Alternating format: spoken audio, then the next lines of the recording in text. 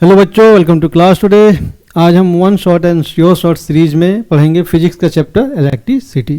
ठीक है, ये one shot and sure shot है, इसका मतलब ये एक लेक्चर देख लिया आपने तो इस चैप्टर की आपकी प्रिपरेशन पूरी, एक भी क्वेश्चन छूटेगा नहीं, एकदम पुष्पा स्टाइल। ठीक है, चलिए स्टार्ट करते हैं।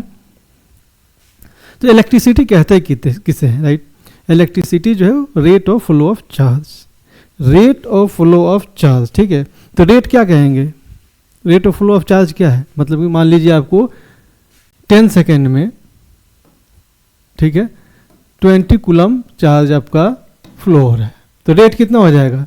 20/10 यानी कि 2 कूलम पर सेकेंड। तो रेट होता है, फिजिक्स में रेट क्या है? टाइम से डिवाइड कर दीजिए, पर यूनिट टाइम जो निकल के आ जाए वही रेट है। ठीक है, जैसे आपने 9th में पढ़ा होगा एक्सेलरेशन क्या होता है? Rate of change of velocity, right?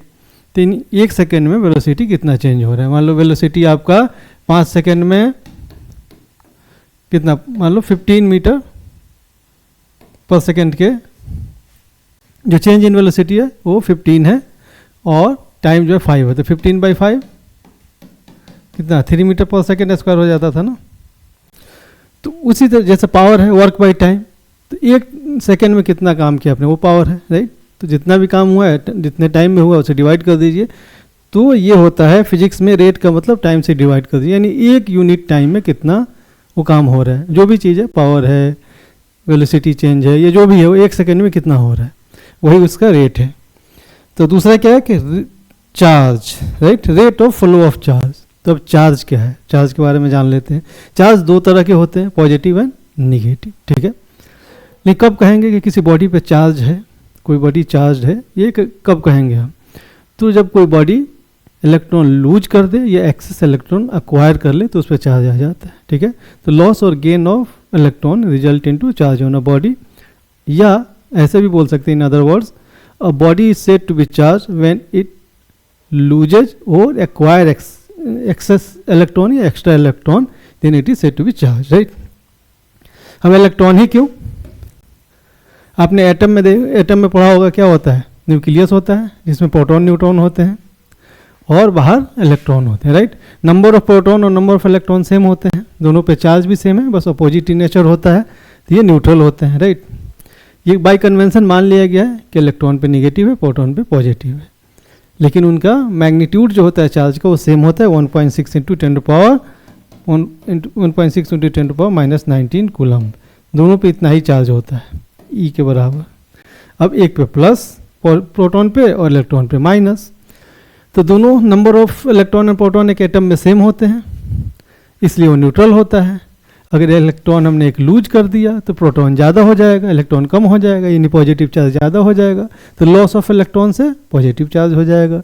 एक इलेक्ट्रॉन अपने एक्स्ट्रा एक्वायर कर लिया तब इलेक्ट्रॉन ज़्यादा हो गया, इलेक्ट्रॉन पे निगेटिव है यानी निगेटिव चार्ज उस पर आ गया, तो लॉस और gain of proton results into charge on a body, या when a body is said to be charged when it loses or acquire extra electron। ठीक है, तो इलेक्ट्रॉन लूज करने से पॉजिटिव, अक्वायर करने से निगेटिव चार्ज आता है। अब जो है like charges repel each other and opposite charges attract each other. Opposite attracts, तो अपोजिट जो है वो अट्रैक्ट करेगा, एक जैसा होगा, चाहे वो पॉजिटिव हो या निगेटिव हो, वो रिपेल करेगा। ठीक है, उसके अलावा law of conservation of charge है कि charge can neither be created nor destroyed, it can only be transferred, ये लॉ ऑफ कंजर्वेशन है। दूसरा है क्वांटाइजेशन ऑफ चार्ज, बताया ना इलेक्ट्रॉन पे कितना चार्ज, ये इलेक्ट्रॉन या प्रोटॉन पे कितना है, 1.6 × 10⁻⁻19 कूलम। कूलम क्या है? चार्ज का यूनिट है, चार्ज का यूनिट। चार्ज को की से डिनोट करते हैं, इसके ऐसा यूनिट कूलम है, सी से डिनोट करते हैं। तो ये जो है ना, कोई भी अब चार्ज होगा ना इसी के मल्टीपल में होगा, ये प्लस माइनस हम लगा देते हैं, प्लस माइनस 1.6 × 10⁻⁻19, इसलिए कि प्रोटॉन पे प्लस और इलेक्ट्रॉन पे माइनस, नेगेटिव के लिए प्लस माइनस लगा देते हैं, वरना मैग्नीट्यूड इतना होता है, इसको ई के बराबर बोलते हैं। अब कोई भी चार्ज होगा ना इसी के मल्टीपल में होगा। ठीक है, 1e 2e 3e dot dot dot dot NE ऐसे होगा, तो Q = NE। n कोई भी नंबर हो सकता है, आपका कोई इंटीजर हो सकता है ना, लेकिन ये 1.5 ही नहीं हो सकता, 1.5 कूलम्ब हो सकता है, राइट। जैसे 150, 150, 150 रुपया तो हो सकता है, लेकिन 150 का एक नोट नहीं होता ना। जैसे वैसे ही जो है, जैसे 1.5 रुपये का कॉइन नहीं है, एक एक रुपये की कॉइन के मल्टीपल में, जैसे 1 रुपये का मान लीजिए सबसे स्मॉलेस्ट अगर कॉइन जो है 1 रुपये का है, तो 1 रुपये के मल्टीपल में ही जितने भी आपके नोट्स ये कॉइन हैं वो होंगे। 1.5 रुपये का आपका कॉइन नहीं होगा, 2.5 का कॉइन नहीं होगा। वैसे ही जितने भी चार्ज होंगे 1 इलेक्ट्रॉन के ये 1 ई के मल्टीपल में होंगे, 1.5 ई, 2.5 ई ऐसे नहीं होगा। हाँ, कूलम्ब टोटल वो 1.5, 1.6 कुछ भी हो सकता है, जैसे 150, 200, 250, 100, 200 ये कुछ भी हो सकता है, लेकिन 1 रुपये के कॉइन के मल्टीपल में होगा। वैसे ही वो चार्ज कूलम्ब में जितना भी हो, लेकिन वो ई के मल्टीपल में होगा। ई 1.5, 2.5 नहीं हो सकता, ठीक है। तो Q equal to N E. How many electron in 1 coulomb? Question आ गया। चलिए, एक कूलम्ब में कितने इलेक्ट्रॉन होते हैं, ठीक है।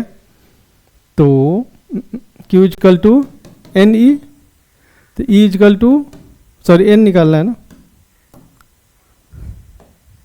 तो N equal to Q by E. Q कितना है? 1 कूलम्ब, और E कितना है? 1.6 इंटू 10 पावर माइनस 19 कूलम्ब, ठीक है। ये रहा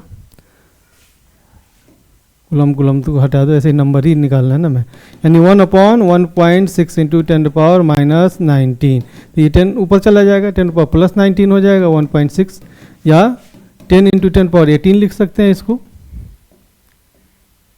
बाई 1.6। 10 को 1.6 से करेंगे तो रफली 6 के करीब आ जाएगा, 10 पावर 18।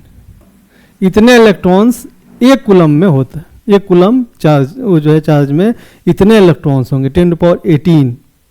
10 पावर 5 1 लाख होता है, 10 पावर 6 1 मिलियन होता है, 10 पावर 9 आई थिंक 1 बिलियन होता है। तो ये देख लो आप कितना बिलियन, ट्रिलियन जो लगाना है लगा लो आप, ठीक है। इतने ज़्यादा इलेक्ट्रॉन एक कूलम्ब में होते हैं। तो कूलम्ब काफ़ी बड़ा यूनिट है कूलम्ब में, इसलिए माइक्रो कूलम्ब, मिली कूलम्ब भी यूज होता है कई जगह। When a body is negatively charged by friction, it means the body has, अगर निगेटिव किसी चीज़ पे फ्रिक्शन की वजह से भी चार्ज आ जाता है, ठीक है। तो अगर वो जो है क्या बोलते हैं निगेटिवली चार्ज हो जाए, तो उसका मतलब क्या है? तो चार्ज का मतलब क्या है? या तो इलेक्ट्रॉन लूज करे या गेन करे। तो निगेटिव चार्ज है तो लूज किया या गेन किया है? इलेक्ट्रॉन पे निगेटिव होता है, तो निगेटिव चार्ज है इसका मतलब उसने गेन किया है। एक्वायर्ड एक्सेस ऑफ इलेक्ट्रॉन, पहला ही सही लग रहा है। एक्वायर्ड एक्सेस ऑफ प्रोटॉन नहीं, लॉस्ट सम इलेक्ट्रॉन नहीं। इलेक्ट्रॉन लूज करेगा तो निगेटिव कम हो जाएगा, पॉजिटिव ज़्यादा, पॉजिटिव हो जाएगा। लॉस्ट सम न्यूट्रॉन पे चार्ज होता ही नहीं है। एक्वायर्ड एक्सेस प्रोटॉन एक तो पहले एक्वायर नहीं करता, वो क्यों नहीं कर सकता? ये भी है क्यों हम इलेक्ट्रॉन ही क्यों बोलते हैं लॉस और गेन ऑफ इलेक्ट्रॉन, प्रोटॉन क्यों नहीं? प्रोटॉन पे भी तो चार्ज है, प्रोटॉन लूज कर दे तो इलेक्ट्रॉन ज़्यादा हो जाएगा, प्रोटॉन कम हो जाएगा। लेकिन प्रोटॉन इसलिए नहीं बोलते क्योंकि प्रोटॉन न्यूक्लियस में होता है, काफ़ी स्ट्रांगली बॉन्डेड होता है। इलेक्ट्रॉन बाहर होता है वो इजीली लूज या गेन कर सकते हैं, प्रोटॉन को नहीं इजीली आप लूज या गेन कर सकते हैं, ठीक है। तो प्रोटॉन एक तो इजीली आप एक्वायर या लूज नहीं कर सकते, कर भी लें अगर तो इसको एक्वायर करने से पॉजिटिव चार्ज आएगा, राइट। क्वेश्चन में है निगेटिवली चार्ज्ड तो इलेक्ट्रॉन। ये जितने क्वेश्चन है ये सब पूछे गए हैं, पूछे हुए क्वेश्चन है या तो आपके बोर्ड में या किसी कंपिटिटिव एग्जाम में। कंडक्टर, अब कंडक्टर किसे कहते हैं? जिससे आपका इलेक्ट्रिसिटी इजीली पास हो जाए, वो कंडक्टर है। जिससे पास ना हो इंसुलेटर है। तो दो substance through which electricity can flow is called conductor, like copper, aluminium, right. इसलिए घरों में जो तार यूज होते हैं वो ज़्यादातर कॉपर या एल्युमिनियम के होते हैं। ऐसे सिल्वर भी बहुत अच्छा, गोल्ड बहुत अच्छा कंडक्टर है, लेकिन वो काफ़ी महंगे हैं, इकोनॉमिकली फिजिबल नहीं है, इसलिए जो है कॉपर या एल्युमिनियम यूज करते हैं। कॉपर भी काफ़ी महंगा हो गया आजकल। तो insulator, those substance through which electricity cannot flow is called insulator, like wood, rubber, etc. right? wood insulator है, लेकिन अगर गीला wood है उससे टच करेंगे तो करंट लग जाएगा, राइट। wood का मतलब सूखी हुई लकड़ी से ही हम लेते हैं, वो इंसुलेटर है। गीली लकड़ी से जो करंट आता है उसमें जो वो वेटनेस आया है, जो पानी का जो कुछ उसमें आगे है क्वांटिटी, उसकी वजह से वो फ्लो कर जाता है। अदरवाइज वुड इंसुलेटर है, ठीक है। जैसे आप घरों में जो तार होता है क्या है अंदर, जैसे मान लीजिए कॉपर है, ये कंडक्टर है, और बाहर उसके ऊपर ये इंसुलेटर लगा देते हैं ताकि टच हो जाए तो करंट ना लगे। तो ये मटेरियल ऊपर वाला इंसुलेटर, अंदर वाला कंडक्टर है। Material which allow larger current to flow through them are called, तो जो अलाउ करे जिससे होकर करंट पास हो जाए वो कंडक्टर होता है, right. Which of the following has infinitely high electrical resistance, infinitely high resistance मतलब उससे इतना रेजिस्टेंस है कि करंट पास नहीं हो पाएगा, तो वो क्या हो जाएगा आपका इंसुलेटर हो जाएगा। इंसुलेटर कौन है इसमें से, वुड है, रबर है, दोनों है, तो नाइदर एयर भी both A and B, both A and B, wood और रबर दोनों ही इंसुलेटर। अब इलेक्ट्रिक पोटेंशियल, इलेक्ट्रिक पोटेंशियल क्या होता है, राइट। कोई भी एक चार्ज बॉडी हो ना, कोई भी चार्ज है अगर, तो उसके आसपास जो है ना चार्ज बॉडी है, इलेक्ट्रिक फील्ड जनरेट हो जाता है, ठीक है। इलेक्ट्रिक फील्ड आपके कोर्स में नहीं है, बट एक इलेक्ट्रिक फील्ड जनरेट हो जाता है। अब इसमें कोई दूसरा चार्ज आता है ना तो उसमें फोर्स लगता है, तो उस फोर्स के अगेंस्ट आपको कुछ काम करना पड़ता है। मान लीजिए एक चार्ज है क्यू, अब एक यूनिट पॉजिटिव चार्ज आप कहीं से लेके आ रहे हैं, राइट। यूनिट पॉजिटिव चार्ज आप कहीं से लेके आ रहे हैं किसी पॉइंट पे, मान लीजिए P1 है, तो जो काम करना पड़ेगा ना इसको लाने में यूनिट पॉजिटिव चार्ज को, तो वो क्या होता है, वही उस पॉइंट का पोटेंशियल होता है, V से डिनोट करते हैं। मान लीजिए V1 है, इसी चार्ज को इस पॉइंट पे लाने पे मान लीजिए P2 पे आपको जो चार्ज जो काम करना पड़ा वो V2 है। तो यहाँ भी क्या है, V = W/Q है, लेकिन Q यूनिट पॉजिटिव चार्ज है, तो 1 यूनिट है यानी 1 है, 1 कूलम्ब है, 1 से डिवाइड करेंगे तो कोई फर्क नहीं पड़ेगा, तो जो काम जितना आपने किया वही पोटेंशियल हो गया वहाँ का, है ना। तो ये ठीक है। अब इस पॉइंट का पोटेंशियल V1 हो गया, इसका V2 हो गया। अब यहाँ से यहाँ ले जाने में जो काम करना पड़ेगा ना वो कितना हो जाएगा, वो V1 - V2/Q, जो भी आप चार्ज ले जा रहे हैं, ठीक है। सॉरी, हाँ, यहाँ से यहाँ ले जाने में कितना काम करना पड़ेगा, इन दोनों जो काम करना पड़ेगा इन दोनों के बीच के पोटेंशियल डिफरेंस होगा, यानी V1 - V2 = W/Q, और इसको अगर हम V बोल दें तो V = W/Q। इस पॉइंट का कोई पोटेंशियल है, इस पॉइंट का कोई पोटेंशियल। अब यहाँ से यहाँ ले जाने में कितना जो काम करना पड़ेगा वो इनके बीच के पोटेंशियल डिफरेंस, ठीक है। यूनिट पॉजिटिव चार्ज को ले जाने में, of course unit positive charge को ले जाने में जो काम करना पड़ेगा वो पोटेंशियल डिफरेंस है इन दोनों पॉइंट का। और यूनिट, अगर वो यूनिट चार्ज नहीं है तो चार्ज से डिवाइड कर दीजिए, यूनिट चार्ज निकल जाएगा, W/Q। Potential difference. The potential difference between 2 points in an electric circuit is defined as amount of work done in moving a unit charge from one point to another. ठीक है, potential difference, work done by quantity of charge moved, V = W/Q बताया ना यहाँ पे पीछे कि अब इसका कुछ पोटेंशियल, इसका पोटेंशियल डिफरेंस। अब यहाँ से यहाँ जो भी हाई पोटेंशियल से लो पोटेंशियल की तरफ चार्ज फ्लो करता है, हाई पोटेंशियल से लो की तरफ जो भी बड़ा होगा वो पहले माइनस दूसरा कर देंगे, ठीक है। तो जैसे V1 - V2 और W/Q अगर यूनिट है, यूनिट चार्ज है तो कोई बात ही नहीं, अगर यूनिट नहीं है तो Q से डिवाइड कर दीजिए, यूनिट चार्ज के लिए निकल जाएगा वर्क डन, वही आपका पोटेंशियल डिफरेंस हो जाएगा। तो पोटेंशियल डिफरेंस हाई पोटेंशियल से करंट फ्लो कहाँ से करेगा, हाई पोटेंशियल से लो की तरफ, और पोटेंशियल डिफरेंस होगा, यानी दोनों पॉइंट के बीच में पोटेंशियल में डिफरेंस होगा तभी करंट फ्लो करेगा, अदरवाइज नहीं करेगा। सेम पोटेंशियल है दोनों का तो करंट फ्लो नहीं करेगा, पोटेंशियल डिफरेंस होना जरूरी है करंट फ्लो करने के लिए। चलिए, तो ऐसा unit of potential difference is volt, V से डिनोट कर देते हैं, ठीक है। Potential difference is measured by volt meter. Volt meter एक डिवाइस होता है जिससे हम पोटेंशियल मेजर करते हैं। जैसे मान लीजिए आगे पढ़ेंगे, बैटरी को ऐसे दिखाते हैं, ठीक है, और यहाँ पे रेजिस्टेंस, कोई भी लोड है, हो सके बल्ब हो आपका, ठीक है, बल्ब हो या जो भी हो, ये आपका पॉजिटिव या निगेटिव करंट फ्लो कर रहा है, ठीक है। इसके अगर अक्रॉस आपको वोल्ट पोटेंशियल डिफरेंस मेजर करना है तो एक वोल्ट मीटर लगा देंगे, और ऐसे को पैरेलल कनेक्शन बोलते हैं, वो भी आगे पढ़ेंगे। जिसमें करंट डिवाइड हो जाए वो पैरेलल होता है, और यहाँ लगा दें, इधर से जा रहा है वही करंट जा रहा है, डिवाइड नहीं हो रहा है तो सीरीज होता है, तो पैरेलल में लगा देते हैं। इसका पोटेंशियल डिफरेंस रेजिस्टेंस काफ़ी हाई होता है, हाई रेजिस्टेंस है ना। हाई रेजिस्टेंस की वजह से क्या होता है, अब करंट जा रहा है, यहाँ करंट आ रहा है, यहाँ से एक पाथ ये है, ये पाथ ये है, इधर ज़्यादा रेजिस्टेंस है तो उधर नहीं जाना चाहेगा, बहुत कम अमाउंट जाएगा, ज़्यादा करंट आपके सर्किट से ही पास होगा, लेकिन ये पोटेंशियल मेजर कर लेगा आपका पोटेंशियल डिफरेंस जो है। तो voltmeter has high resistance and always connected in parallel across 2 points. किसी भी 2 पॉइंट जिसके बीच में आपको पोटेंशियल डिफरेंस मेजर करना है उसके अक्रॉस पैरेलल में लगाते हैं, उसका हाई रेजिस्टेंस होता है, और ये किसके लिए, वोल्टेज पोटेंशियल डिफरेंस मेजर करने के लिए यूज होता है, और पोटेंशियल डिफरेंस का यूनिट वोल्ट होता है। Voltage is the other name of potential difference. Potential difference का यूनिट वोल्ट होता है, वोल्टेज होता है, पोटेंशियल डिफरेंस का दूसरा नाम ही एक तरह से वोल्टेज यूज होता है, बोलते हैं ना वोल्टेज ज़्यादा है कम है, बेसिकली पोटेंशियल डिफरेंस की बात हो रही है। Question, how much work is done in moving a charge of 4 coulomb from a point at 120 volt to a point at 140 volt. एक पॉइंट है कोई P1 120 वोल्ट है, एक पॉइंट है कोई P2 ये 140 वोल्ट है, तो यहाँ से यहाँ ले जाने में 4 कूलम का चार्ज को Q इक्वल टू 4 कूलम कितना काम करना पड़ेगा।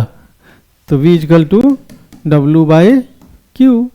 V कितना है, पोटेंशियल डिफरेंस कितना है, V इक्वल टू 140 माइनस 120 यानी 20 वोल्ट है, तो V 20 हो गया।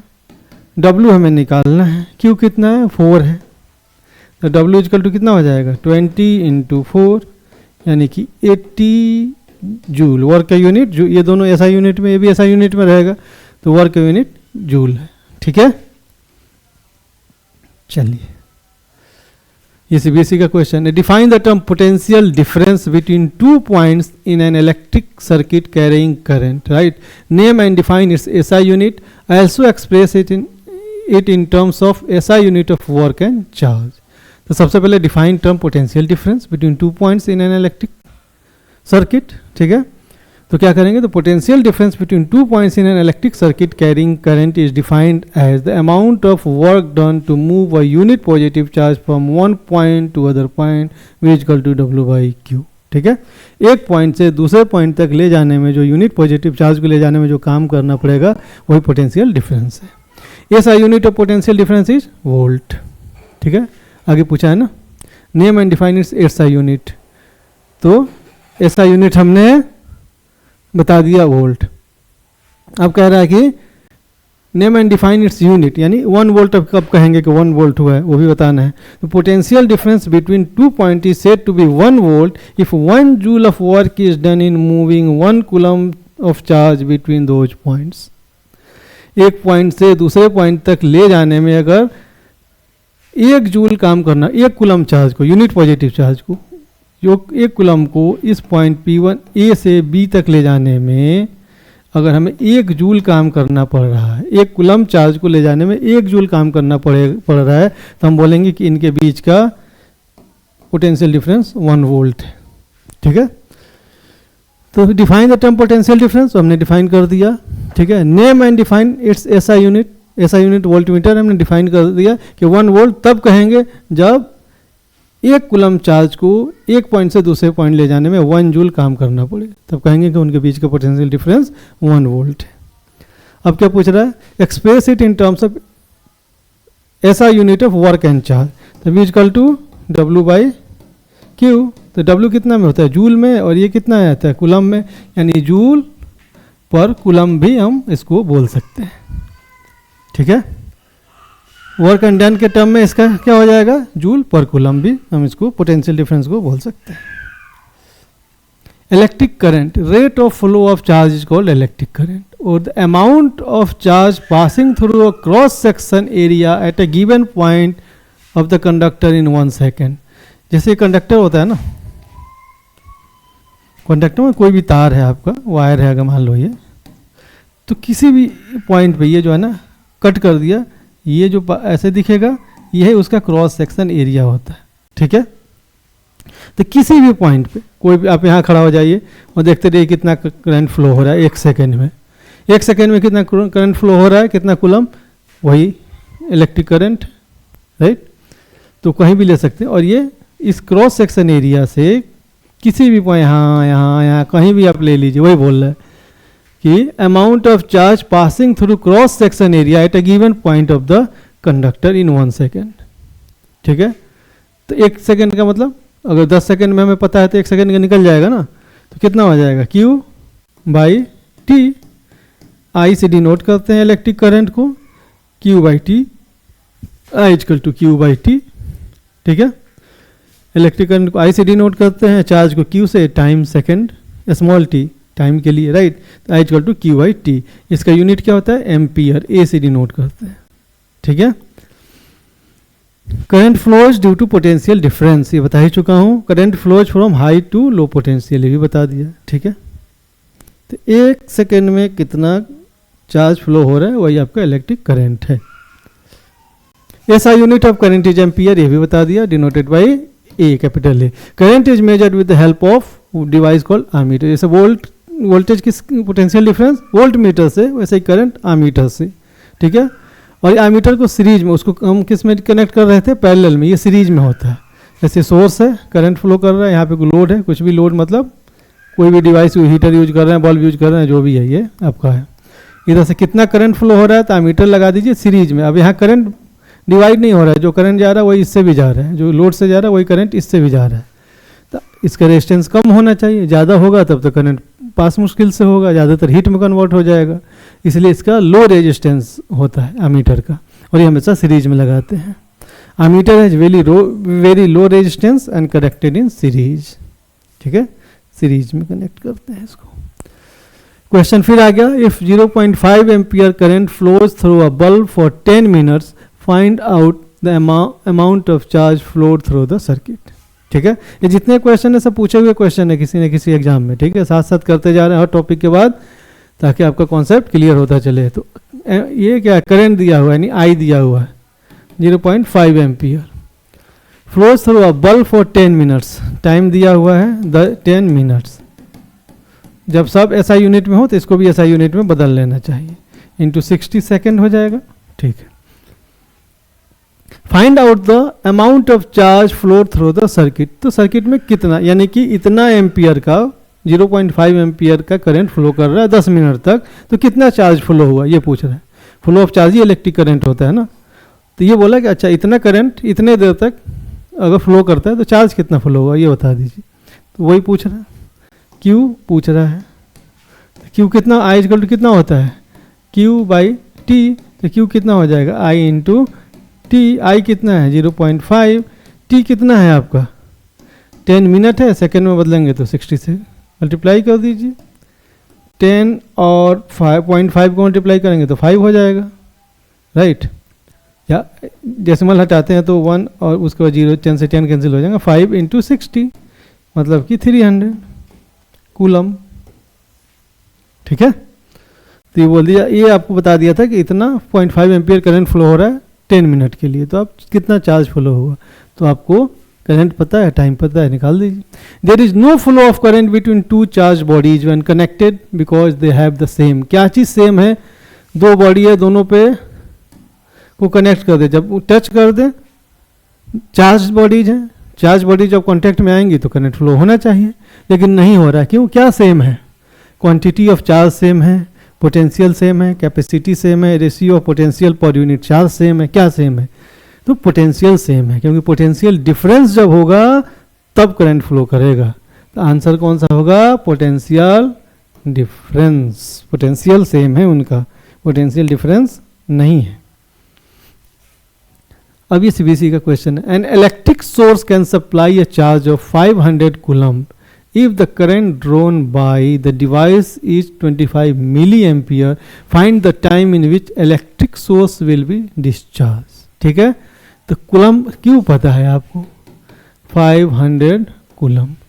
if the current drawn by device is I पता है आपको 0.25 मिलीएम्पियर है ना, 25 मिलीएम्पियर, या इसको 25 इंटू मिली को कितने 10⁻³ लिख सकते हैं एम्पियर। ठीक है, तो आपको कितना देर में वो बोल रहा है कि डिस्चार्ज हो जाएगा, टाइम पूछ रहा है, यानी कि टोटल चार्ज फ्लो हो जाएगा, कितना देर में वो डिस्चार्ज हो जाएगा, तो टाइम पूछ रहा था। I equal to Q by T, तो टी इजकल टू कितना हो जाएगा, क्यू बाई आई, टी इधर गया आई इधर ले आए, तो T equal to Q by I. अब रख दीजिए, 500 ऊपर है, नीचे कितना है 25 इंटू 10 पावर -3। 25 से कितना कट जाएगा, 25 2 जाओ, ये 20 हो जाएगा, तो 20 और ये पावर ऊपर जाके प्लस हो जाएगा, 10 टू -3 ऊपर जाके +3 हो जाएगा। या इसको हम 20 इंटू 10 पावर 3 को क्या लिख सकते हैं, 1000, यानी 20 के आगे 3 जीरो लग जाएगा। 20,000 है कोई, यस, ये आंसर है। ठीक है, formula based simple numerical problems होते हैं। ठीक है, डायरेक्शन ऑफ इलेक्ट्रिक करंट। अब इलेक्ट्रिक करंट का डायरेक्शन क्या होता है, ठीक है, तो इलेक्ट्रिक करंट का डायरेक्शन कन्वेंशनली जो है ना, वो पॉजिटिव टर्मिनल से निगेटिव टर्मिनल की तरफ माना गया है। जैसे बैटरी है उससे पॉजिटिव और एक निगेटिव साइन बना रहता है, तो पॉजिटिव से निगेटिव की तरफ जो है आपका करंट फ्लो करता है। और इलेक्ट्रॉन का डायरेक्शन क्या होता है, इलेक्ट्रॉन का डायरेक्शन इसके उल्टा होता है, वो निगेटिव से पॉजिटिव की तरफ जाता है। ठीक है, और एक्चुअल करंट फ्लो होता है किसकी वजह से, वो करंट वो इलेक्ट्रॉन के मूवमेंट की वजह से होता है, फ्लो की वजह से होता है। लेकिन करंट का डायरेक्शन अपोजिट क्यों मान लिया गया, क्योंकि करंट इनिशियली मान लिया गया कि पॉजिटिव से निगेटिव की तरफ जाता है, ये कन्वेंशन है, मान लिया गया। इलेक्ट्रॉन बाद में डिस्कवर हुआ तो उसका डायरेक्शन पता चला अपोजिट था, तो जो कन्वेंशन चला आ रहा है वही मानते चले आए कि ठीक है, करंट को हम पॉजिटिव से निगेटिव मानेंगे, इलेक्ट्रॉन को निगेटिव टर्मिनल से पॉजिटिव की तरफ। Conventional direction of electric current is from positive terminal of a cell to the negative terminal. ये conventional है. The actual flow of electron which constitute the current is from negative terminal to positive terminal, which is opposite of the conventional current. ठीक है, actual flow of electron negative terminal से positive होता है, लेकिन हम current को positive terminal से negative की तरफ मान के चलते हैं। सिंबल ऑफ इलेक्ट्रिक कंपोनेंट, ये कुछ कंपोनेंट है उसका सिंबल। सेल को ऐसे दिखाते हैं, बताया ना, एक बड़ा प्लेट, एक छोटा, बड़े वाले को पॉजिटिव, छोटे वाले को निगेटिव। और ऐसे ही सेल को अगर कनेक्ट कर दें, निगेटिव से पॉजिटिव, फिर नेगेटिव से पॉजिटिव, फिर नेगेटिव से पॉजिटिव, है ना, तो क्या हो जाएगा, ये बैटरी बन जाएगा, battery of cells. Connecting wire को सिंपल स्ट्रेट लाइन से दिखा देते हैं, और दो वायर का अगर हमें ज्वाइंट दिखाना है तो वहाँ पे दोनों ज्वाइंट पे आप डॉट डालेंगे, राइट। और पता चला दो वायर जा तो रहे हैं लेकिन एक दूसरे को क्रॉस नहीं, वो टच नहीं कर रहे हैं, तो ऐसे दिखाएंगे, ये बिना टच किए एक दूसरे को क्रॉस कर रहे हैं। रेजिस्टेंस ऐसे दिखाते हैं, ठीक है, ये रेजिस्टेंस है। और रेजिस्टेंस वेरिएबल हो तो, जैसे रियोस्टेट वगैरह होता है कि घुमाएं आगे पीछे करें तो करंट कम ज़्यादा हो, तो वो या तो ऐसे दिखाएंगे या ऐसे दिखाएंगे, मतलब वेरिएबल रेजिस्टेंस है। आमीटर ए से, वोल्टमीटर बी से, ठीक है। ये ओपन प्लग या स्विच, ठीक है, ये स्विच है आपका, ओपन है, और इसको कनेक्ट कर देंगे जैसे यहाँ पे, तो ये क्लोज्ड हो गया। ये प्लग है, ये ओपन प्लग है, प्लग की है, ओपन है, इसमें डॉट डाल देंगे तो क्लोज हो जाएगा, यानी सर्किट कंप्लीट हो गया। यहाँ सर्किट ओपन है, डॉट डाल देंगे तो क्लोज्ड है। ये ऐसे है तो ओपन है, ऐसे क्लोज्ड है। ये आपके इलेक्ट्रिक बल्ब को ऐसे दिखाते हैं, गैल्वेनोमीटर जी से दिखाते हैं। ओम्स लॉ, ये भी काफ़ी इंपॉर्टेंट है, ठीक है। ओम्स लॉ क्या कहता है कि एट कांस्टेंट टेम्परेचर, अगर हम टेम्परेचर चेंज न करें तो क्या होगा, current flowing through a conductor is directly proportional to the potential difference across its ends. कोई कंडक्टर है तो इसके एंड पे जितना पोटेंशियल हम डिफरेंस अप्लाई करेंगे, ठीक है, तो इसमें जो करंट फ्लो करेगा वो इसके प्रोपोर्शनल होगा। यानी V और I जो है, ये I V के प्रोपोर्शनल होगा। V वोल्ट हम अप्लाई कर रहे हैं, I एम्पियर अगर फ्लो कर रहा है, V को हम बढ़ा दें 2V कर दें तो ये भी बढ़ जाएगा, वो प्रोपोर्शनल होता है, ठीक है। तो V is directly proportional to I, तो V equal to I R, यही आपका याद रखना है, V equal to I R। ये क्या हो गया, अब यहीं से आपको दोनों निकल जाएगा। अब ये R क्या है, V तो potential difference, I current, R जो है रेजिस्टेंस होता है। तब यहाँ से कितना हो जाएगा, V equal to I R है, तो R इजकल टू कितना हो जाएगा, V बाई आई, यानी वोल्टेज और करंट के रेशियो को हम रेजिस्टेंस कह सकते हैं। या I इजकल टू कितना हो जाएगा, V बाई आर, है ना। तो यहाँ से क्या पता चल रहा है कि करंट जो है वो डायरेक्टली प्रोपोर्शनल टू वी है अप्लाइड पोटेंशियल डिफरेंस के, और इनवर्सली प्रोपोर्शनल टू रेजिस्टेंस है। यानी रेजिस्टेंस ज़्यादा होगा तो करंट कम फ्लो करेगा, रेजिस्टेंस कम होगा तो करंट ज़्यादा फ्लो करेगा। वही चीज़ दिखा रहा है, ठीक है।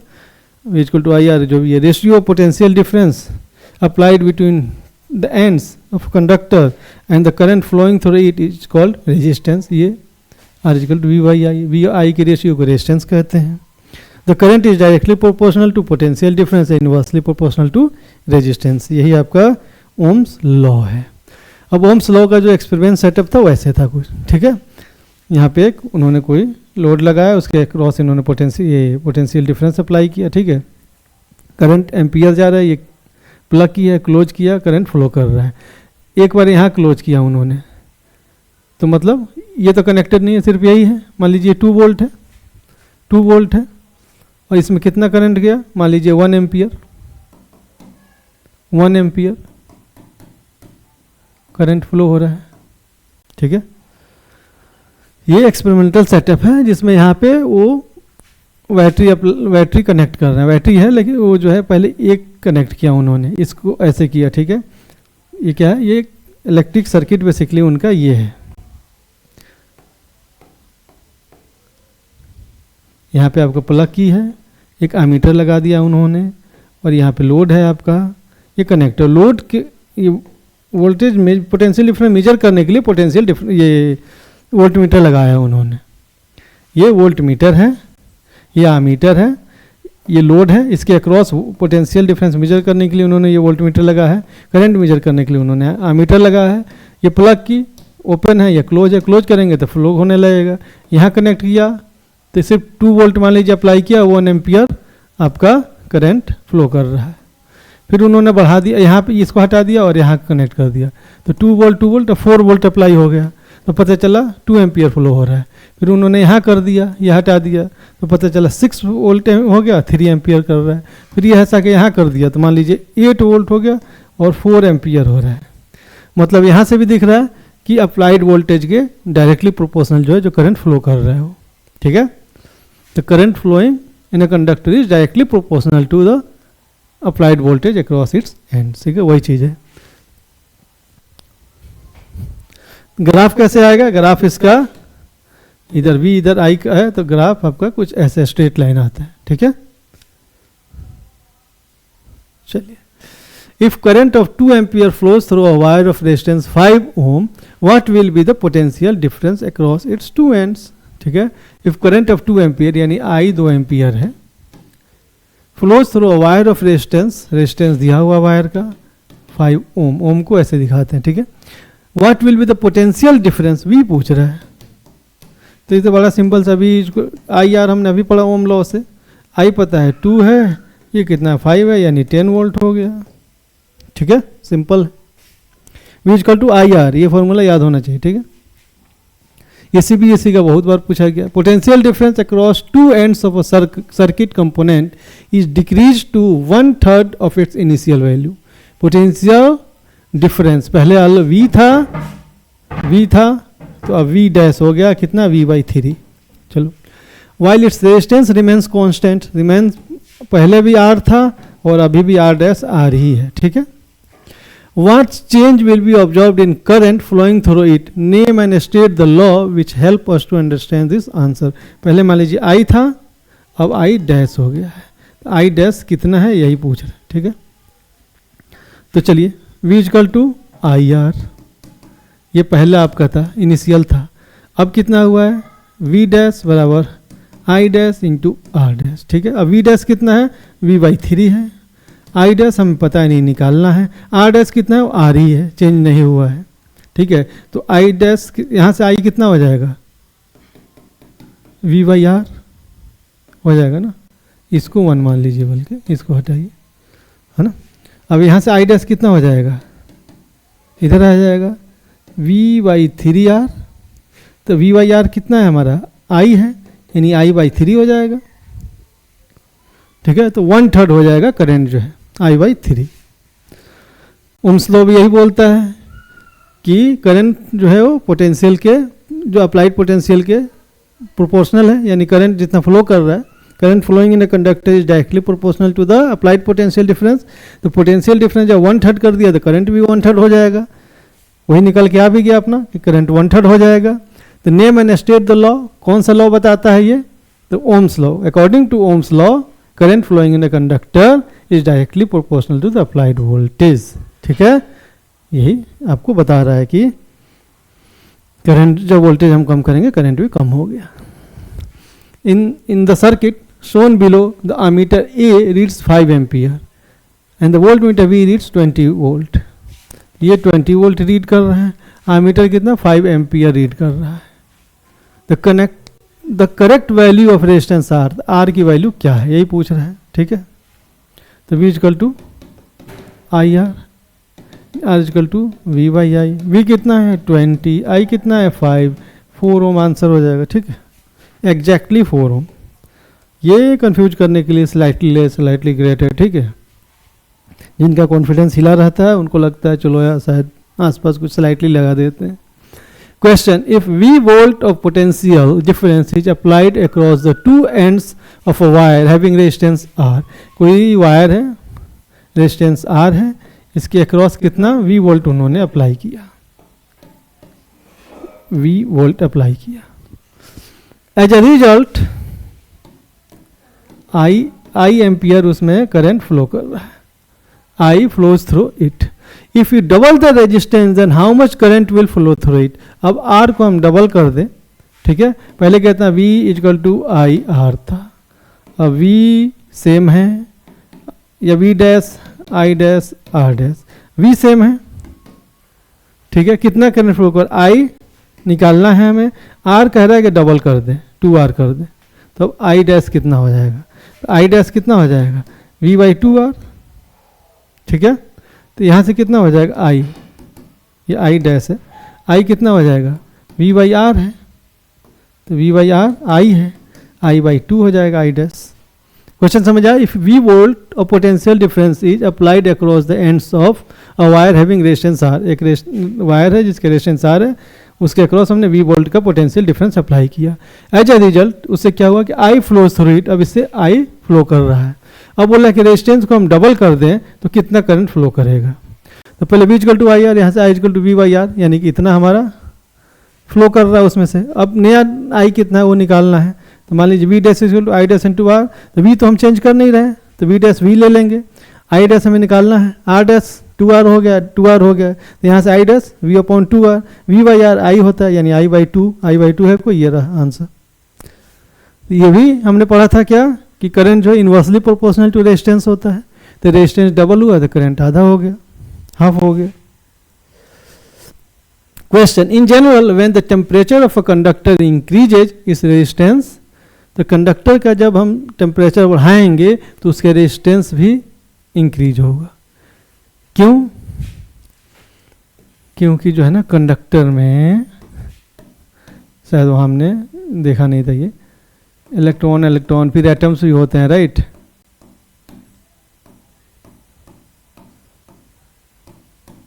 ऐसे बहुत सारे होते हैं, तो जब टेम्परेचर बढ़ाएंगे ना तो मूवमेंट बढ़ जाएगा, इधर भागेगा कोई इधर, तो कॉलिजन बढ़ जाएगा। तो जैसे स्कूल में अगर छुट्टी हो कॉरिडोर में क्या होता है, बहुत सारे बच्चे भागते हैं, तो जाहिर सी मतलब आपको रेजिस्टेंस ज़्यादा होगा, कोई टकरा रहा है कुछ, तो आप ज़्यादा तेज़ नहीं भाग पाएंगे, तो कॉलिजन की वजह से जो है ना रेजिस्टेंस बढ़ जाता है। लेकिन सेमीकंडक्टर और इंसुलेटर में उल्टा होता है, उसमें टेम्परेचर बढ़ाने पे रेजिस्टेंस कम होता है, यानी कंडक्टेंस बढ़ता है। क्यों? क्योंकि रेजिस्टर में तो पता चला कि वो कंडक्शन बैंड में इलेक्ट्रॉन ऐसे ही नहीं होते, टेम्परेचर देंगे तो कुछ उसको एनर्जी मिलेगी, तो कुछ इलेक्ट्रॉन हो सके वैलेंस से कंडक्शन बैंड में जंप कर जाए और कुछ उसमें कंडक्टेंस आ जाए, तो रेजिस्टेंस वहाँ कम होता है। कंडक्टर के केस में टेम्परेचर बढ़ाने से रेजिस्टेंस, हाँ ये आ गया ना, जैसे मेटल एटम में फिर इलेक्ट्रॉन है बहुत सारा, अब टेम्परेचर बढ़ाएंगे तो पता चला इधर उधर भागेंगे, कॉलिजन बढ़ेगा। अब factor affecting resistance of a conductor, एक कंडक्टर की रेजिस्टेंस को अफेक्ट क्या क्या अफेक्ट करता है, कौन कौन से फैक्टर अफेक्ट करते हैं, तो 4 चीज़ें हैं जो अफेक्ट करती हैं। ठीक है, length, area, material and temperature. ठीक है, चलिए देखते हैं। एरिया मतलब ये क्रॉस सेक्शन एरिया बताया था ना, ये जैसे कट करेंगे, इसको कट किया तो जो दिखेगा सामने सर्कल के जैसा वो वाला, ये क्रॉस सेक्शन हो सके, यानी तार की मोटाई पे भी डिपेंड करता है, थिकनेस पे, बेसिकली ये है वायर की, और लेंथ पे भी डिपेंड करेगा।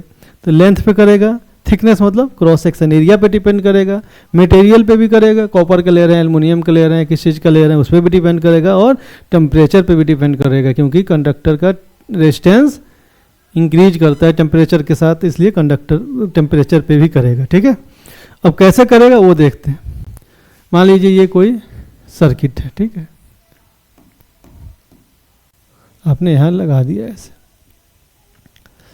तो अब यहाँ पे अलग अलग मटेरियल का आप ये वायर लगाइए, ठीक है, और देखिए कि V वोल्ट अप्लाई कर रहे हैं और करंट I फ्लो कर रहा है। कोई एक मटेरियल लगाया आपने, सेम मटेरियल का लेंथ बढ़ा के लगाइए, same thickness, same material, same temperature, length बढ़ा के लगाइए, फिर क्या देखा गया, ठीक है, कि रेजिस्टेंस जो है वो डायरेक्टली प्रोपोर्शनल टू L है।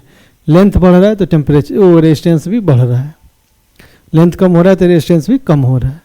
फिर क्या हुआ कि सेम मटेरियल का, सेम लेंथ का, सेम टेम्परेचर पे थिकनेस चेंज करके देखा गया, मोटाई जो है उसकी, तो देखा गया कि रेजिस्टेंस जो है वो इनवर्सली प्रोपोर्शनल टू उसका क्रॉस सेक्शन एरिया है। ठीक है, फिर मटेरियल चेंज किया गया तो देखा गया कि मटेरियल पे भी डिपेंड करता है। ठीक है, रो रेस्ट, ये चलिए इसको हम अभी बाद में डिस्कस करते हैं। टेम्परेचर पे बता ही दिया कि टेम्परेचर जो बढ़ा है तो देखा गया कि रेजिस्टेंस बढ़ रहा है कंडक्टर के लिए। ठीक है, इन दोनों से क्या निकल के आता है कि R is proportional to L by A. Proportionality sign हटाते हैं और एक लगा देते हैं, सॉरी प्रोपोर्शनलिटी साइन हटाइए और यहाँ लिख दीजिए R equal to rho L by A. ठीक है, ये रो क्या है, ये रेजिस्टिविटी है, रेजिस्टिविटी। ये क्या होता है रेजिस्टिविटी, ये मटेरियल की क्वालिटी, मटेरियल पे डिपेंड करता है, वो यही चीज़ है, मटेरियल पे जो डिपेंड करता है उसी को रेजिस्टिविटी बता दिया गया। तो ओम का यूनिट कितना होता है, तो रो इजकल टू कितना हो जाएगा, ये इधर जाएगा, R A बाई L हो जाएगा। तो R का ओम होता है, एरिया का मीटर स्क्वायर होता है, L का मीटर होता है, यानी कि ओम मीटर यूनिट होता है रेजिस्टिविटी का। ठीक है, चलिए रेजिस्टिविटी ऑफ सम सब्सटेंसेज, ये कुछ चीज़ों की रेजिस्टिविटी दी हुई, याद करने की जरूरत नहीं, सिर्फ आइडिया के लिए है कि एक बार देख लीजिए। जैसे जो कंडक्टर हैं उनका काफ़ी कम है, 10⁻⁸ पावर में -8 है, मतलब कम है, राइट। उसके बाद एलॉयज है, यहाँ देखिए 10⁻6। फिर आपका इंसुलेटर आ गया, यहाँ देखिए 10⁻+14 +16 +17। तो इंसुलेटर का बहुत ज़्यादा है रेजिस्टिविटी और कंडक्टर का बहुत कम है। ठीक है, एलॉयज का भी कम है लगभग।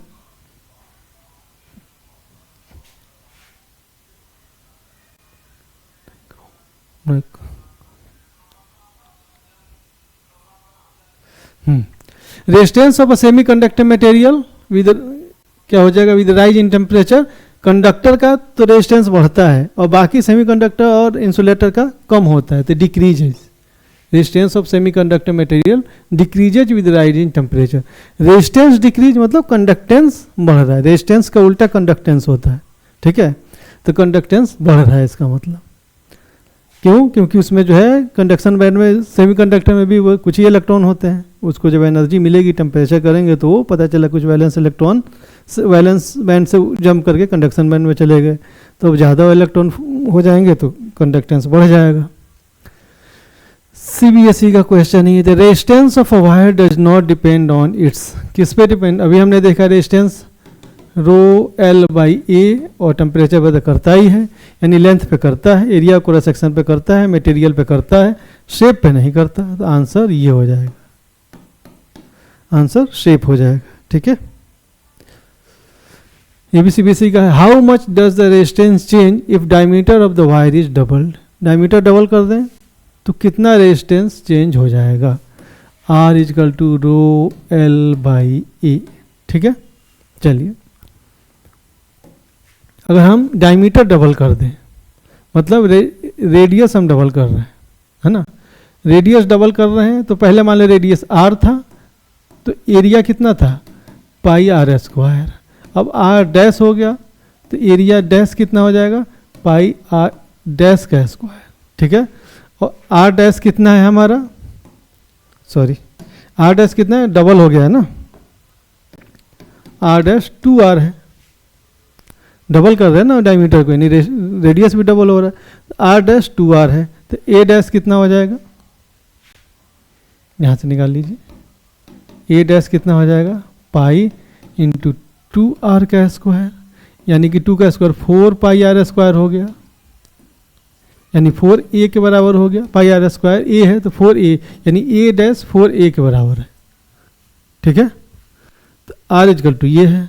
अब आर डैश निकाल लीजिए, रो एल ए डैश, मटेरियल सेम है तो रो सेम रहेगा, एल डैश ए डैश। अब आर डैश कितना हो जाएगा, रो एल तो सेम है, एल चेंज कर नहीं रहा, सिर्फ डायमीटर चेंज कर रहा है, तो बाई 4a हो जाएगा, यानी रो एल बाई 4a।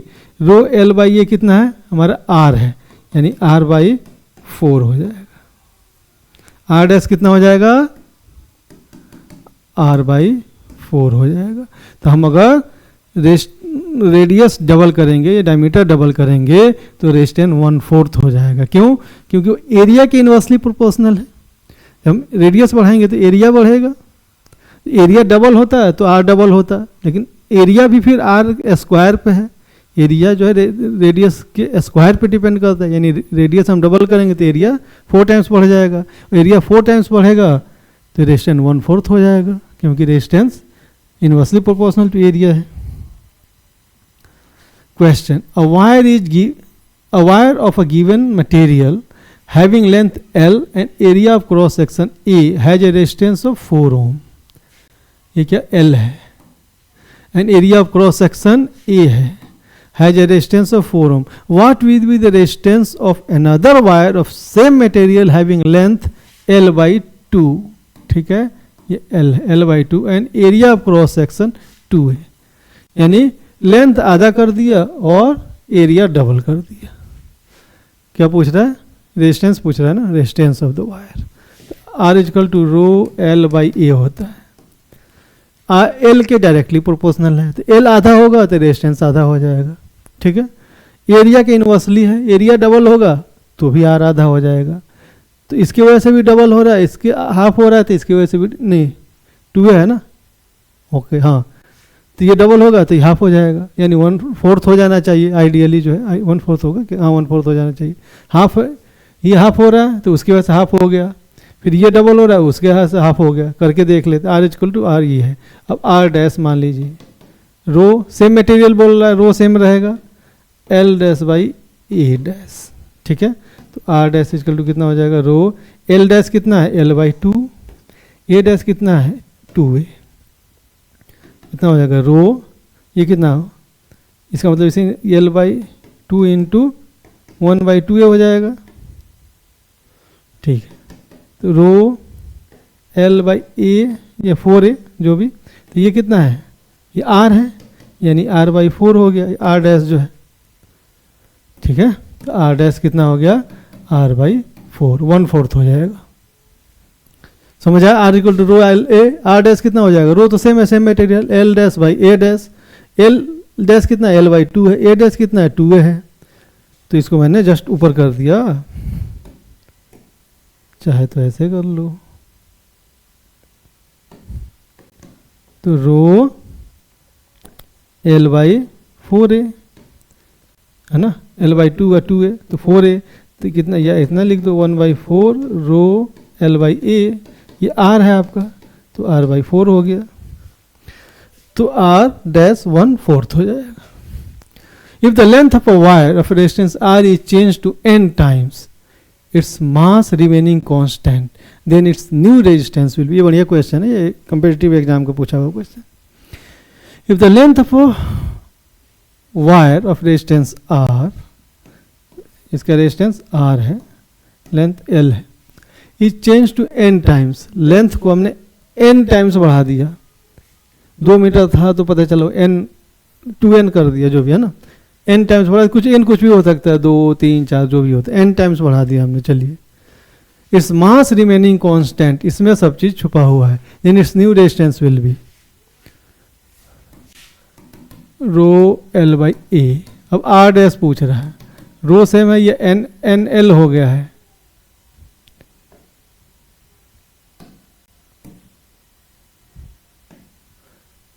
रो ये एन एल हो गया है। अब बच्चे क्या करेंगे, ए सेम ले लेंगे, एन ए सेम नहीं होगा, ए के बारे में नहीं बताया कि क्रॉस सेक्शन एरिया क्या होगा, मास रिमेनिंग कांस्टेंट बोला है, मतलब कि मास रिमेनिंग कांस्टेंट मतलब वॉल्यूम सेम है, ए इंटू एल, ठीक है, वॉल्यूम सेम है, एक वायर अब ये है, अब इसको हम लंबा करके इतना कर दें, तो लंबा करेंगे तो क्रॉस सेक्शन एरिया कम हो जाएगा ना, मटेरियल सेम है, इतने ही को करना है, मास सेम है, यानी इतने ही मटेरियल का इतने ही मास कम, इसको लेंथ बढ़ा रहे हैं, तो क्या हो जाएगा आपका, एल बढ़ाएंगे तो एल कम हो जाएगा, कितना कम होगा, मतलब इक्वल टू ए एल था, अब एल हम अगर एन टाइम्स करेंगे तो एन बाई एन हो जाएगा, यहां से ऐसे निकाल लो,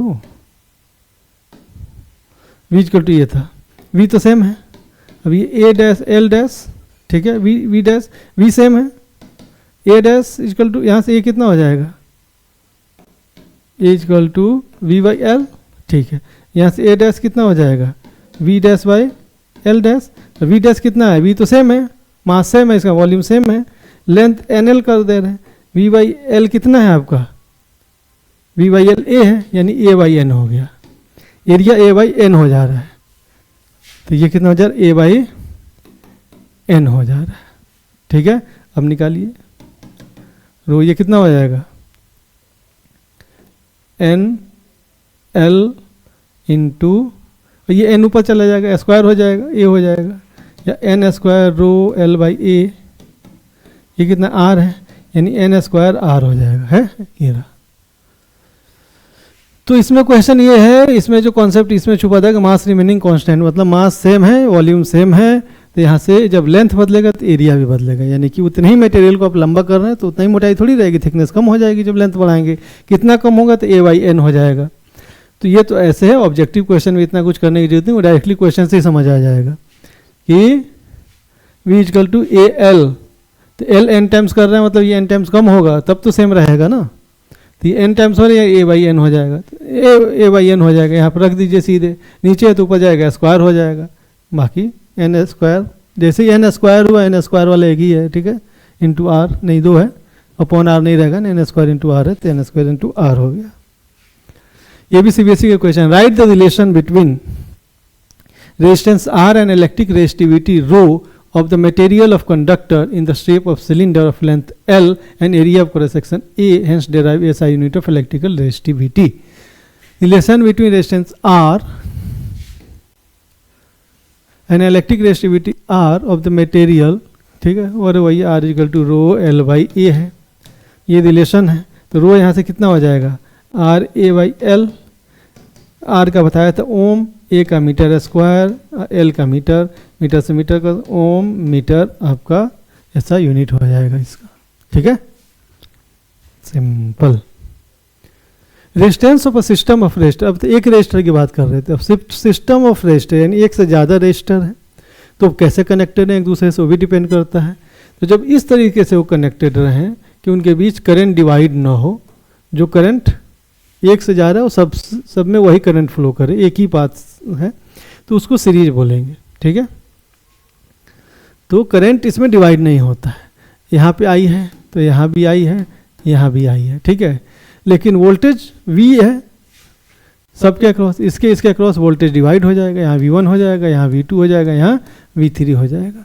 तो सीरीज में वोल्टेज डिवाइड हो जाता है, करंट डिवाइड नहीं होता है। चलिए V equal to I R, ठीक है, V equal to I are,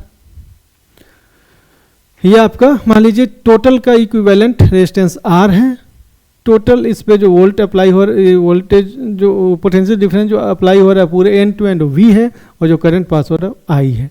तो अब V1 V2 ये निकाल दीजिए, V1 कितना हो जाएगा, I1R, सॉरी IR1, I तो सेम है ना, IR1, I तो सब में सेम है, V2 कितना हो जाएगा, IR2 हो जाएगा, V3 कितना हो जाएगा, आई आर थ्री हो जाएगा। अब V इक्वल टू कितना हो जाएगा, V1 plus V2 plus V3।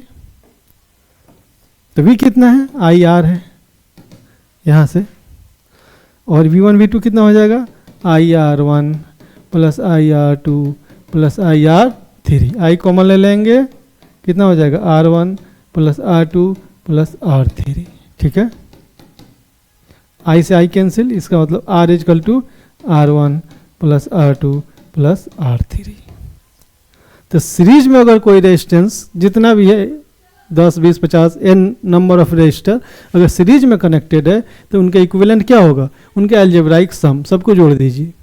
ठीक है, तो मान लीजिए 1, 2, 3 है तो कितना हो जाएगा, 1 + 2 + 3 6 ओम हो जाएगा। यानी जो सबसे बड़ा है उससे भी ज़्यादा इक्विवेलेंट आ रहा है, जो टोटल रेजिस्टेंस आ रहा है वो जो सबसे बड़ा रेजिस्टेंस होगा उससे भी बड़ा होगा। सबका समेसन है तो जैसे बात बड़ा ही होगा। और अगर ऐसे कनेक्टेड है इसको पैरेलल कनेक्शन बोलते हैं। जब आप यहाँ करंट जा रहा है, अब यहाँ पे 3 पाथ है ना, इधर भी इधर भी इधर भी, तो करंट कुछ इधर जाएगा कुछ इधर जाएगा कुछ इधर जाएगा, करंट बट रहा है, इधर I1 जा रहा है, इधर I2, इधर I3, लेकिन पोटेंशियल डिफरेंस क्या है, सेम है। इसमें भी V, इसमें भी V, इसमें भी V। तो यहाँ क्या हो जाएगा, V equal to I R या I इक्वल टू V/R। ठीक है, और करंट जो है ये I किस में बढ़ जा रहा है, 3 में, I1 plus I2 plus I3। I current जो है तीनों में बढ़ जा रहा है, फिर यहाँ आके तीनों जुड़ जा रहे हैं, I बन जा रहे हैं, है ना। तो ये हो गया I, है ना। राइटिंग थोड़ा समझ लेना आप लोग, हाँ, भावनाओं को समझना, राइटिंग पे मत जाना। हाँ ठीक है, तो अब यहाँ से चलिए निकाल लेते हैं। I1 कितना हो जाएगा, V/R1, I equal to V/R होता है, तो V तो सेम है, I R चेंज हो रहा है और I चेंज हो रहा है। I1 V/R1, I2 V/R2, I3 V/R3। तब सम कर दीजिए, I equal to I1 plus I2 plus I3, मतलब I कितना है, V/R है, इसका मतलब ये कितना है, V/R1 plus V/R2 plus V/R3। V common ले लीजिए, अच्छा V/R इधर है, यहाँ इधर V कॉमन ले लीजिए, 1/R1 plus 1/R2 plus 1/R3। V से V कैंसिल, यानी 1/R equal to 1/R1 plus 1/R2 plus 1/R3। ये आपका हो गया पैरेलल के लिए। अब ये n नंबर तक ये R है, कि मत पढ़ लेना भैया, ठीक है, R है, ठीक है। तो अब n नंबर ऐसे ही है, तो 1 रेजिस्टेंस जो इक्विवेलेंट या टोटल रेजिस्टेंस जो बोलिए इक्वल टू रेसिप्रोकल, यानी रेसिप्रोकल ऑफ टोटल या equivalent resistance is a summation of reciprocal of individual resistance, जितने भी हैं, राइट, उनका रेसिप्रोकल का सम कर देंगे तो टोटल के रेजिस्टेंस का रेसिप्रोकल मिल जाएगा। अब इसको अल्जेब्राइक उसका हम सॉल्व कर लेंगे और आपका आंसर निकल जाएगा। जैसे कोई 1/2 है और 1/3, सॉरी, जैसे मान लो 2 है, 3 है, 4 है, तो कितना हो जाएगा, 1/2 प्लस 1/3 प्लस 1/4, ये 1 आपका R इक्विवेलेंट। तो 2, 3, 4 का कितना निकल जाएगा, ये 12 हो जाएगा। कितना है, 6 प्लस 4 प्लस 3 कितना हो जाएगा, 13/12, 1/R। तो R कितना हो जाएगा, 12/13। ठीक है, उलट देंगे उसको, ठीक है, 1/R निकल गया, उलट देंगे, R निकल जाएगा। अब इसमें जो है, आगे है स्लाइड नहीं है, चलो यहीं पे बताते हैं। अब इसका एक सिंप्लीफाइड वर्जन ये है, ठीक है, क्या है, मिटा दें यहाँ पे, चलो मिटा देते। अब ये तो निकल के आपका आ गया कि R equal to 1/R1 plus 1/R2 plus 1/R3 dot dot dot, ये चलता चला जाएगा। अब इसका स्पेशल केस है कुछ, अगर दो ही है, सिर्फ 2 ही रेजिस्टेंस है मान लीजिए, तो क्या हो जाएगा, R/R1 प्लस 1/R2, तो क्या हो जाएगा, नीचे R1 R2, ये 1/R 1/R, R1 R2, ऊपर कितना हो जाएगा, R1 प्लस R2, ठीक है, R से R1 कट जाएगा R2, R2 से R2 कट जाएगा R1, है ना, R1 ये आ गया। यानी R कितना हो जाएगा, इसको उलट देंगे, यहाँ उल्टेंगे तो R1 R2 upon R1 plus R2। तो अगर दो ही रेजिस्टेंस है तो ऊपर उसका प्रोडक्ट, नीचे उसका सम, इक्विवेलेंट। अगर दो रेजिस्टर है, सिर्फ दो ही अगर रेजिस्टर हैं तो क्या होगा, उसका इक्विवेलेंट, ऊपर उनका प्रोडक्ट लिख दीजिए, नीचे डिवाइडेड बाय उसका सम कर दीजिए, आपको निकल जाएगा। जैसे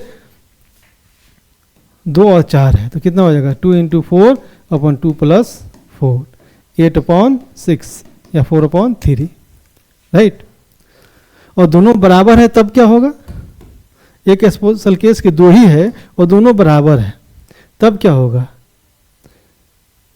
R इक्वल टू, मान लीजिए R डैश, ये भी R डैश है तो R dash into R dash, और नीचे R dash plus R dash, R dash, यानी R1 into R dash into R dash upon 2 R dash. तो क्या हो जाएगा, एक R डैश कैंसिल हो जाएगा, R डैश बाई 2 हो जाएगा। तो अगर दोनों बराबर है तो उसका आधा हो जाएगा, इक्विवेलेंट कितना हो जाएगा, उनका आधा हो जाएगा, ठीक है। जैसे 4, ये भी 4 ओम है, ये भी 4 ओम है, तो कितना हो जाएगा, 2 ओम हो जाएगा, इक्विवेलेंट। दो ही है, दोनों बराबर है तो इक्विवेलेंट आधा हो जाएगा, करने की जरूरत ही नहीं है सॉल्व, ठीक है। दोनों इक्विवेलेंट, ये कॉम्पिटिटिव में ऑब्जेक्टिव में यूज होता है, सब्जेक्टिव होगा तब तो आपको करके दिखाना रहेगा, मगर 1 नंबर से ज़्यादा का रहेगा तो। और अदरवाइज जैसे आप ऑब्जेक्टिव है उसमें तो अब ABCD कोई टिक ही करना है, तो उसमें उतना टाइम बर्बाद क्यों करिए। कॉम्पिटिटिव एग्जाम में पता चला वहाँ आप स्टेप बाय स्टेप सॉल्व कर रहे हैं, उससे क्या मतलब नहीं, उनको तो है कि भैया ठीक उतने टाइम में आप क्वेश्चन कर पा रहे हैं कि नहीं। तो 4 4 2 है, दोनों अगर पैरेलल में हैं तो उसका आधा हो जाएगा, दोनों बराबर हैं तो आधा हो जाएगा, दोनों बराबर नहीं है तो ऊपर प्रोडक्ट, नीचे उनका सम। 2 से ज़्यादा है तब इस फॉर्मूले से आपको निकालना होगा, ठीक है। चलिए, डिसएडवांटेज ऑफ सीरीज कनेक्शन। घरों में जो होता है ना वो पैरेलल कनेक्शन होता है, पैरेलल के कुछ एडवांटेज है, सीरीज के कुछ डिसएडवांटेज है। जो डिसएडवांटेज है वही उसमें एडवांटेज है, जो उसमें एडवांटेज है उसमें डिसएडवांटेज है। इसमें क्या होता है, डिपेंडेंसी ऑन ऑल कंपोनेंट्स। पता चला शादी में बहुत सारे बल्ब लगे हुए हैं ना, बहुत सारे बल्ब लगे हुए हैं, कोई एक खराब हो गया, अब सारे आप बंद हो गया आपका सीरीज में, तो पता ही नहीं चल रहा कि कौन सा खराब है, अब एक एक करके सब चेक करते रहिए बदल के, है ना। तो एक तो डिपेंडेंसी ऑन ऑल कंपोनेंट जो होता है, कंट्रोल नहीं होता आपके पास। इक्वल करंट होता है, लिमिटेड कंट्रोल है, यानी कि एक ही स्विच से सब है। सीरीज में एक जो है तो पता चला कि बंद तो सब बंद, आपका कंट्रोल नहीं है, लिमिटेड कंट्रोल है। वोल्टेज डिवीजन होता है, हमने देखा कि वोल्टेज डिवाइड, करंट सेम रहता है, वोल्टेज डिवाइड हो जाता है। तो कोई ऐसा डिवाइस या इक्विपमेंट लगाओ जिसको ज़्यादा वोल्टेज चाहिए तो एफिशिएंटली काम नहीं कर पाएगा, ठीक है। और सीरीज में क्या देखा था कि इक्वल वो जो रेजिस्टेंस जो होता है, इक्विवेलेंट रेजिस्टेंस वो हाई होता है, सबसे बड़े से भी ज़्यादा होता है। तो हाई इक्विवेलेंट रेजिस्टेंस ज़्यादा हो जाएगा तो करंट कम होगा, I inversely proportional to R होता है, हीट ज़्यादा उसमें जनरेट होगा, not suitable for high power devices, ठीक है। और पैरेलल में क्या होता है, रेजिस्टेंस कम होता है, जो सबसे छोटा रेजिस्टेंस होगा ना उससे भी कम इक्विवेलेंट होता है, क्योंकि क्या वो रेसिप्रोकल है ना उसका। जैसे देखा हमने 4 4 का 2 लगा रहे हैं तो रेसिप्रोकल हाफ हो जा रहा है, 2 हो जा रहा है, तो उसमें इक्विवेलेंट कम हो जाता है। पैरेलल में क्या है कि एडवांटेज क्या है कि इंडिपेंडेंट कंट्रोल होता है सब पे। ये है इसका स्विच मान लो आप अलग अलग रखे हैं, इससे ये कंट्रोल कर रहे हैं, इससे ये कंट्रोल कर रहे हैं। कोई अगर ख़राब भी हुआ तो ये ख़राब होगा, बाकी चलते रहेंगे, हमें ये पता है ख़राब है, इसको आप चेंज कर दीजिए।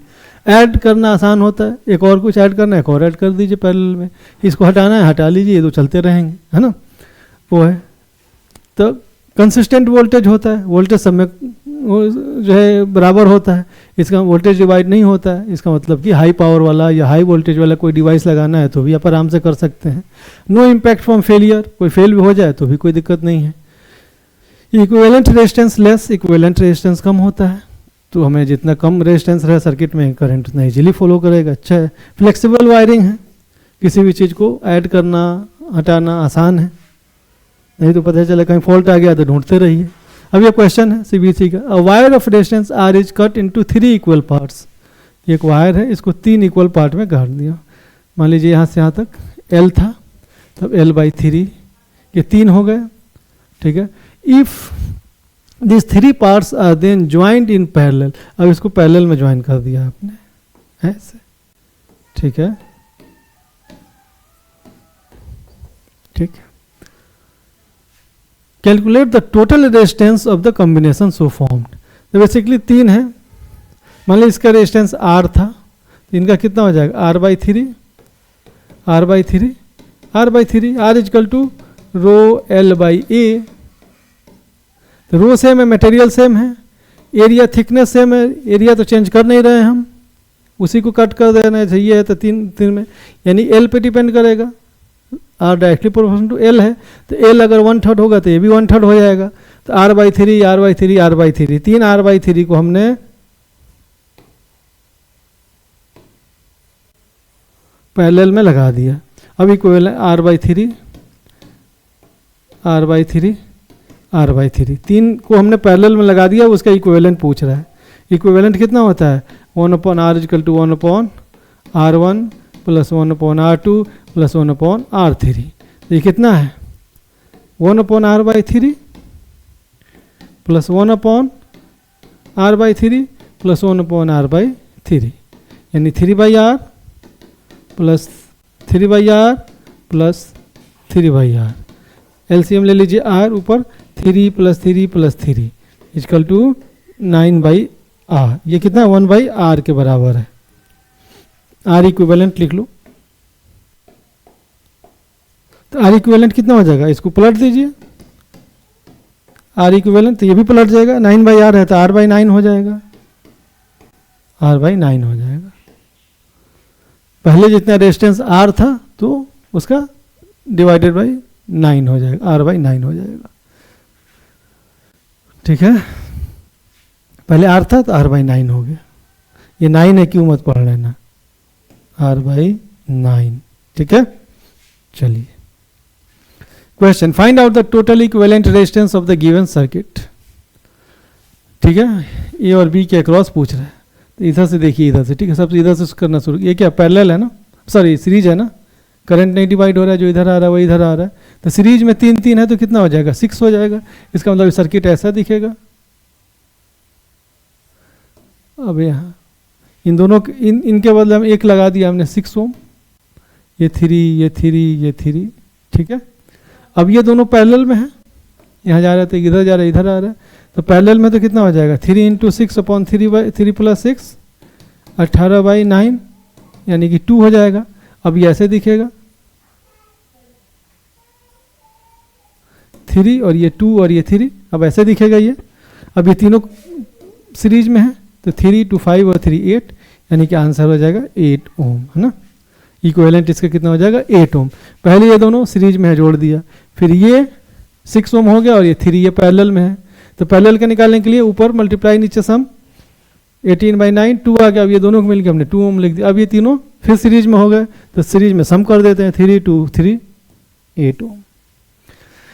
ये भी सिर्फ ये सीखा, maximum and minimum resistance which can be made using 4 resistor each of 4 ohm. 4 resistor हैं, सब 4 ओम के हैं, 4, यही ना maximum minimum of can be made using 4 resistor each of 4 ohm, चारों 4 ओम का है। तो मैक्सिमम कब होता है, जब सीरीज में होता है। चारों को सीरीज में जोड़ दीजिए, सब 4 4 4 4, राइट, तो कितना हो जाएगा, सीरीज में जुड़ जाता है 16 ओम हो जाएगा। और सबसे कम कब होता है, जब पैरेलल में होता है, सबको पैरेलल में जोड़ दीजिए, ठीक है, कोई भी। अभी कितना हो जाएगा 1/r equal to 1/4 plus 1/4 plus 1/4 plus 1/4, 4 नीचे 1 प्लस 1 प्लस 1 प्लस 1, ठीक है, यानी कि 1/r इक्वल टू 4/4। तो ये 1 है तो r भी 1 ही हो जाएगा। 1/r इक्वल टू 1 है, r को उल्टेंगे 1 को उल्टेंगे तो 1 ही रहेगा, तो 1 ओम। तो max 16 ohm, min 1 ohm. Which of the following network its maximum effective resistance between A and B, किसमें मैक्सिमम होगा। ये देखो, ये दो पैरेलल है, दोनों बराबर है, दोनों बराबर पैरेलल है तो आधा हो जाएगा 1 ओम हो जाएगा ये, और ये 2 ओम इसमें सीरीज में लगा है, इसका मतलब यहाँ 3 हो जाएगा इक्विवेलेंट। ये 2 और 2 4 हो जाएगा, और 4 और 2 पैरेलल में है, यानी 4 × 2/4 + 2, तो कितना हो जाएगा 8/6, यानी कि 4/3, यानी 1.33 के आसपास होगा ये तीनों पैरेलल में है, तो ये कितना हो जाएगा, तीनों बराबर 1/2 + 1/2 + 1/2, तो कितना हो जाएगा 2 और ऊपर 3 हो जाएगा, यानी 2/3 हो जाएगा, ये 0.66 के आसपास आएगा।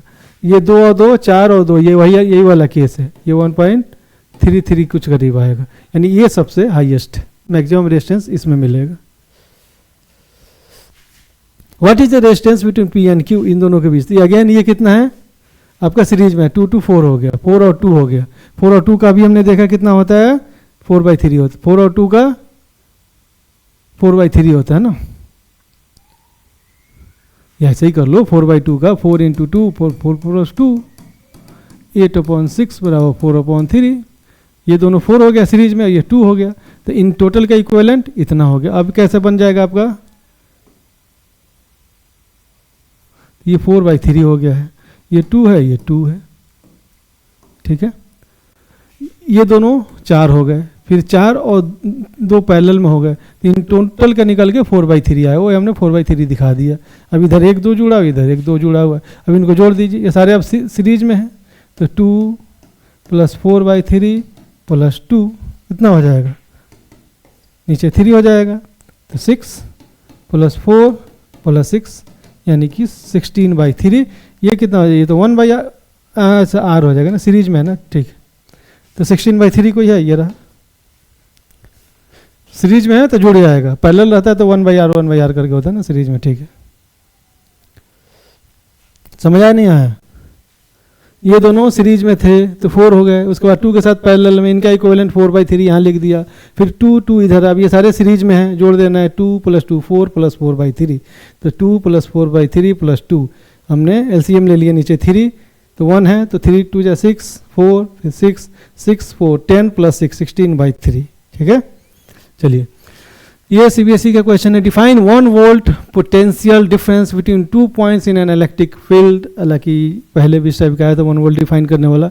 Draw schematic diagram of an electric circuit of a cell 1.5 volt 5 ohm and 10 ohm resistor and a plug key all connected in series. Calculate the current drawn from the cell when the key is closed. चलिए, तो 1 volt is defined as the potential difference between 2 points in an electric field when 1 joule of work is done in moving 1 coulomb of electric charge from one point to another. 1 volt is equal to 1 joule by 1 coulomb, 1 volt is equal to 1 by 1 joule per coulomb, ठीक है, ये हो जाएगा। या V is equal to W/Q वैसे लिख सकते हैं, फिर यहाँ से आप लिख सकते थे 1 volt is equal to 1 joule by 1 coulomb, यानी कि 1 जूलम पर कूल ऐसे दिखाइए, अच्छा जूलम पर कूल ऐसे दिखाइए, ठीक है। दूसरा क्वेश्चन क्या करें, एक सर्किट डायग्राम बनाना है जिसमें 2 रेजिस्टेंस है, एक 10 ओम है और एक 5 ओम, और एक 5 ओम है ना, 10 ओम एंड 5 ओम, ठीक है, ओके। इलेक्ट्रिक सर्किट्स, एक बैटरी कितना है 1.5 वोल्ट, 10, तो इसमें करंट कितना ड्रॉ होगा, यही पूछ रहा है, सर्किट में करंट कितना ड्रॉ होगा, तो टोटल रेजिस्टेंस कितना है, सब सीरीज में है। अच्छा, और भी पूछ रहा था ना कुछ, एक प्लग की भी पूछ रहा है, चलो एक प्लग की बना दो यहाँ पे,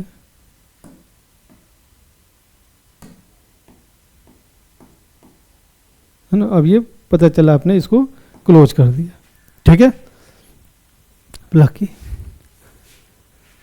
1 वोल्ट प्लग की, ऑल कनेक्टेड इन सीरीज, सब सीरीज में है, ठीक है, कोई बात नहीं। अब ये आपने क्लोज कर दिया, अब करंट फ्लो होने लगा, आई, तो आई निकालना है, तो इसमें रेजिस्टेंस कितना हो जाएगा, दोनों सीरीज में है, यानी आर कितना हो जाएगा 10 + 5 15 ओम हो जाएगा। वोल्टेज 1.5 वोल्ट दिया हुआ है। आई कितना होता है, V = IR होता है, I = कितना हो जाएगा V/R, V कितना 1.5/15 कितना हो जाएगा, देख लो आप 0.1 एम्पियर, ठीक है ना, ये ओम में वोल्ट में 0.1 एम्पियर होगा, ठीक। सीबीएसई क्या, calculate the values of the following, total resistance of the circuit, circuit का टोटल रेजिस्टेंस कितना हो जाएगा, 10-15 पैरेलल में है, कितना हो जाएगा 10 × 15/10 + 15, ठीक है। आप 1/R = 1/R1 + R2 से निकाल लेना, ये जो है तो कितना हो जाएगा 150/25 यानी कि 6 ओम, ऊपर 6 हो जाएगा, नीचे कितना है 60 और 40, यहाँ पे कितना हो गया, ये 6 हो गया, ये कितना हो जाएगा, तो 60 × 40/60 + 40 कितना हो जाएगा 60 × 40/100, एक जीरो से 24, यह कितना हो जाएगा 24। अब ये सीरीज में है तो टोटल रेजिस्टेंस कितना हो जाएगा 24 + 6 30 ओम, R 30 ओम हो गया, ठीक है। V दिया हुआ है 15 वोल्ट, ठीक है। Total resistance of the circuit R 30 ओम, ये निकल गया पहला part. The total current drawn from the source, कितना करंट ड्रॉ होगा V/R, तो V कितना है 15/30 यानी कि 0.5 एम्पियर, ये कितना हो गया 30 ओम, ये कितना हो गया 0.5 एम्पियर, ठीक है। Potential difference across the parallel combination of 10 और 15 ओम, 10 और 15 ओम वाले के अक्रॉस पोटेंशियल डिफरेंस कितना होगा, तो आई, तो करंट जो आई फ्लो हो रहा है कितना है 0.5 एम्पियर, यहाँ जाएगा, इसका कॉम्बिनेशन 6 ओम है, तो 6 × 0.5 = IR, IR, तो आई कितना है 0.5 है, इंटू ये आर कितना, इसका कॉम्बिनेशन के से होके पूछ रहा है, potential difference across the parallel combination of 10 और 15, तो पैरेलल कॉम्बिनेशन का रेजिस्टेंस कितना है 6 ओम है, तो 0.5 × 6 3 वोल्ट, ये कितना है 3 वोल्ट, 3 वोल्ट हुआ होगा 12 वोल्ट यहाँ हो जाएगा, 24 × 0.5 12, तो 3 और 12 मिलकर 15 हो जाएगा, ठीक है। चलिए